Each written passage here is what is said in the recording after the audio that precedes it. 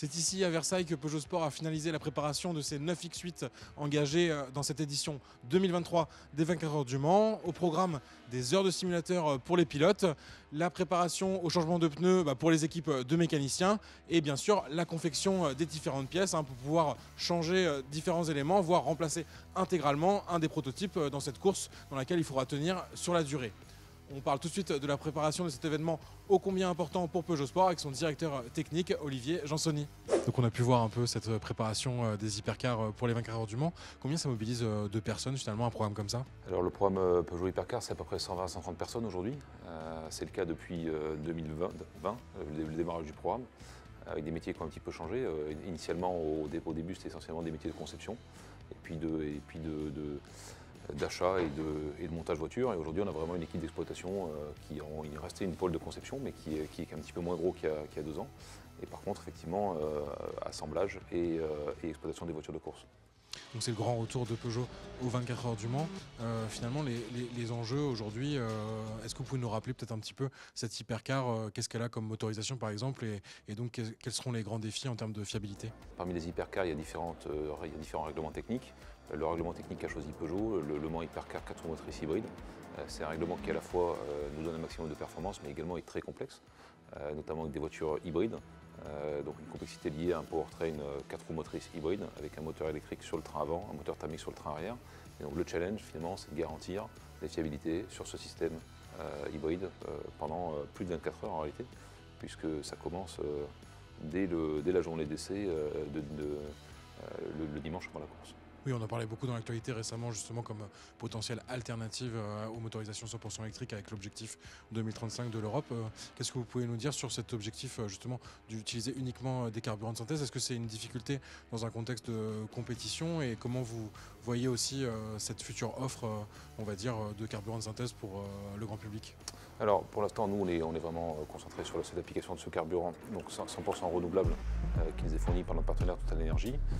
C'est ce qu'on appelle un carburant drop-in, donc un intérêt pour nous, c'est que c'est un carburant qui vient remplacer le carburant existant, qui est 100% renouvelable et qui a nécessité très peu d'adaptation. Je ne dirais pas que ça s'est fait sans aucun changement.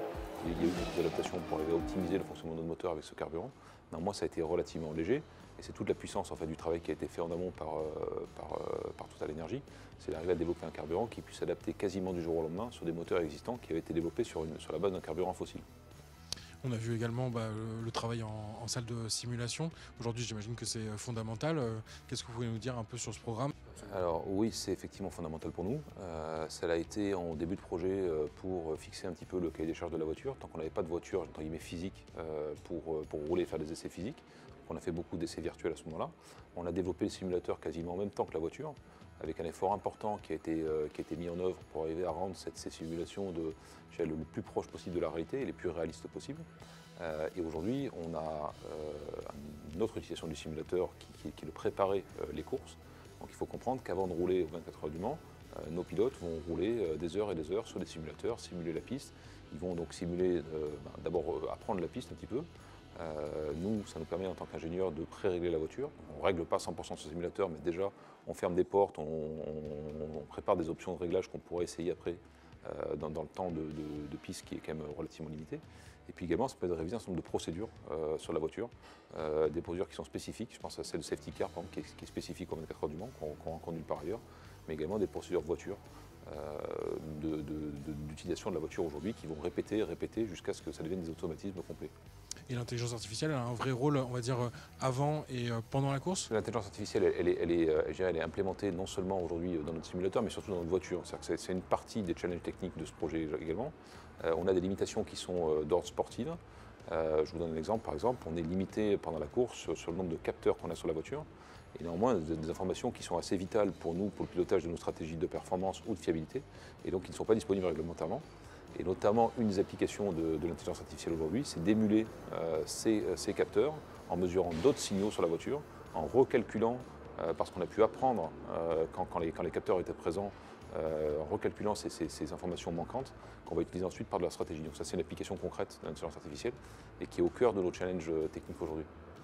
Alors on sait donc 2 voitures engagées par Peugeot Sport dans ces 24 heures du Mans, mais finalement on a pu voir pas mal de pièces dans cette mini-usine presque ici à Versailles. Finalement, avec combien de pièces vous partez au Mans? Alors c'est très variable sur les composants, mais c'est vrai que c'est important de noter qu'on voit enfin, la partie publique, c'est 2 voitures en piste. Et ce qu'on imagine assez mal quand on ne connaît pas la discipline, c'est le nombre de pièces détachées et de secours qui sont assemblées. Aujourd'hui, on peut estimer en moyenne que c'est équivalent à monter à peu près entre 6 et 7 voitures qui vont être assemblées, alors qui ne seront pas assemblées au final, mais qui vont rester au stade de sous-ensemble, de façon à pouvoir alimenter nos voitures en secours et également en pièces. Hors problème, il y a effectivement des pièces de secours qui sont préparées pour d'éventuels problèmes de fiabilité. On peut avoir aussi des crashs, c'est quelque chose qui arrive malheureusement, avec des voitures qui ont besoin d'être reconstruites. Mais aussi, dans notre plan nominal, on a déjà prévu des changements d'organes pendant la semaine préparatoire au Mans, de façon à arriver au départ des 24 heures, avec à la fois les pièces les plus fraîches possibles en termes de kilométrage, mais également suffisamment éprouvées pour s'assurer qu'on a pu éliminer un éventuel problème de montage par les essais avant. Bah, écoutez, ça me semble très complet. Merci beaucoup et puis bonne chance pour ces 24 heures du Mans. Beaucoup d'enjeux donc pour Peugeot et ses 2 9X8 engagés cette année aux 24 heures du Mans, en espérant que la marque au Lyon pourra renouer avec la victoire 14 ans après celle décrochée en 2009 avec la mythique Peugeot 908 HDI.